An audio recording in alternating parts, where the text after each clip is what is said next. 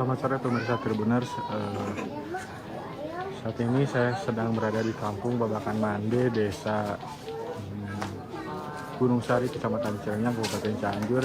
Saat ini lokasi tempat penemuan 3 jenazah di 2 titik yang berbeda kembali didatangi sejumlah petugas termasuk Direkrimsus Polda Metro Jaya kembali mendatangi lokasi tempat penemuan 3 orang mayat yang diduga merupakan dibunuh oleh pelaku Wawon dan Solihin yang kini telah diamankan.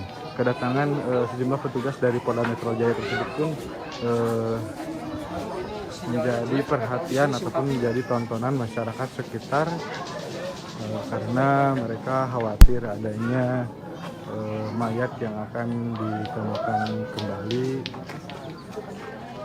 Hampir semua masyarakat yang ada di sini mulai berdatangan di sini untuk melihat apa yang tengah dilakukan oleh petugas dari Polda Metro Jaya tersebut.